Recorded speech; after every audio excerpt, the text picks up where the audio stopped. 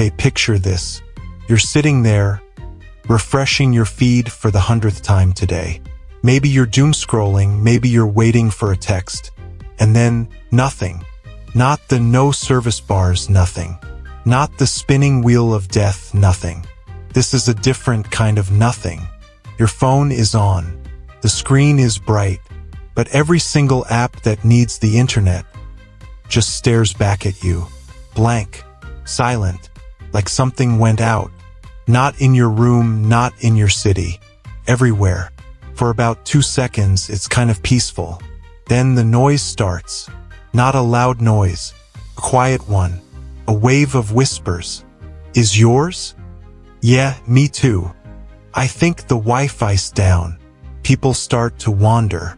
They look up from their screens, not at each other, but at the world, like they just woke up in a strange room. You start seeing more faces, confused faces. That's the first wave, just confusion. And then it sinks in. This isn't a dead zone. This is a dead everything. No streaming, no socials, no news, no maps, no ride shares blinking with little car icons, no delivery apps promising food in 20 minutes. It's all gone. The digital leash just snapped. The initial chaos isn't explosions. It's paralysis. Think about it. Your entire personal economy runs on that little rectangle. How do you pay for the coffee you just ordered? If your digital wallet is bricked and you haven't carried cash in years, you don't. The person behind the counter can't process your card because that needs a network too. So you have an awkward standoff over a latte. Across cities, millions of these tiny transactions just freeze. Commerce stutters. It doesn't stop, but it grinds down to this weird, slow, analog crawl. You start seeing signs in windows, cash only, no exceptions. And suddenly, the most valuable thing in your pocket is a wrinkled $5 bill from 2019. But the real panic starts with movement. The people who were out, the commuters, anyone relying on a GPS to get somewhere they don't really know. Public transit systems that run on network schedules go haywire. Subway maps with out of service or just blank signs. Traffic lights? A lot of the smart ones, the ones that talk to each other to optimize flow, they default to some basic blinking pattern or just go dark. Gridlock. Absolute, honking, desperate gridlock. Because nobody remembers how to get anywhere without the voice telling them to turn left in 500 feet. You've got people trying to read paper maps in their glove compartments for the first time in a decade, holding them upside down. This is the first hour. The great disconnection. By the end of day one, the silence gets louder. It's not just quiet, it's an information vacuum. No one knows what's happening. Is it an attack? A solar flare? A global software bug? The old channels are gone. Radio and TV stations are still broadcasting, but how many people have radios anymore? The ones who do become these little islands of news. Crowds gathering around a car with its doors open, listening to a tinny voice trying to explain the unexplainable. Society starts to reorganize around physical proximity. Your world shrinks to the distance you can walk and the people you can actually see. Neighborhoods become real things again, not just dots on a map. The guy 3 houses down you only ever waved at? He's the one with the old ham radio set in his basement. He's suddenly the most important person on the block. Here's where it gets weirdly interesting. The things that fail first are the shiny, high-tech things. The smart homes locking their owners out. The electric cars with no way to update their software or find a charging station that works. The cloud-based companies. They just vanish. Poof. Their value was an illusion, a shared agreement hosted on a server that might as well be on Mars now.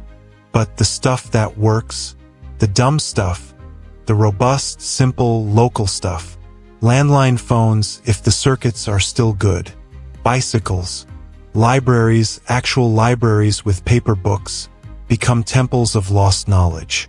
Not for philosophy, but for manuals. How to fix a carburetor.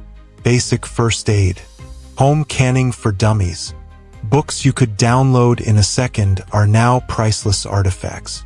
There's a black market for paper, for printed maps, for compasses, for wind-up watches. The biggest shift isn't technological, though. It's mental. It's the silence inside your own head. For the first time in maybe 20 years, there's no constant low-grade hum of notifications. No pressure to perform for an invisible audience.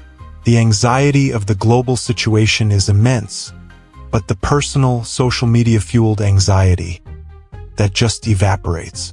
It's replaced by a more immediate kind of stress. Where's the water coming from? Is there enough food in the pantry? But it's clearer. It's a problem you can see. People start talking, like really talking, long, meandering conversations without checking phones. You remember what people's faces look like when they aren't half illuminated by a screen. Board games come out of closets.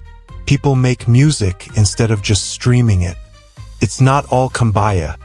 There's tension, fear, arguments over resources. But the social fabric mends in a different, tougher, more local thread. Who are the winners in this new old world? Not the tech billionaires. Their fortunes are lines of code in a dead ledger. No, the winners are the analog survivors. The mechanics, the farmers, the carpenters, the nurses, anyone with skills that exist in the physical world. The elderly who never fully got on the digital train in the first place. They become valuable repositories of lost arts, from sewing to gardening to just remembering how things used to work. Kids, after the initial withdrawal shock, start playing outside again. Really playing, building forts.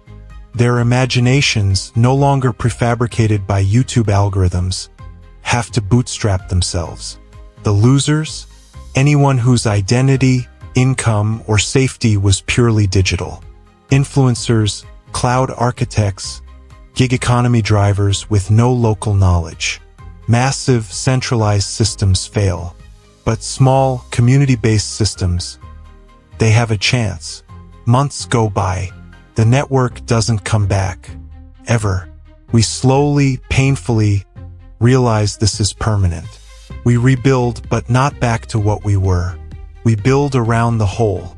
A new economy emerges, based on barter, local currencies, physical goods. Long-distance communication is via mail again. Slow, deliberate, meaningful. Knowledge is curated and passed down deliberately, not dumped into a search bar. The world becomes slower, smaller, messier, but also, in some strange way, more tangible. You can hold your life in your hands again, and it isn't made of glass and silicon. So, the rule we never questioned? We built the entire nervous system of modern civilization on a single, fragile, invisible layer. We assumed the connection was a feature. Turns out we made it the foundation. And when it vanished, the whole house of cards didn't just wobble. It dissolved, revealing the older, stronger, slower house that was still standing underneath, covered in digital dust. In the end, we didn't lose the internet. We lost a mirror that reflected a global, frantic, optimized version of ourselves back at us 24/7. And when it went dark, we had to turn around and look at the actual people in the actual room. It was terrifying. And then, for a lot of us, it was a relief. So here's my question for you. In that first hour of silence, with your phone a useless slab of glass, what's the very first real-world thing you do? Head to the store? Try to find your family? Or just sit there, in the quiet, and listen to what your own brain sounds like for the first time in years? Let me know down in the comments.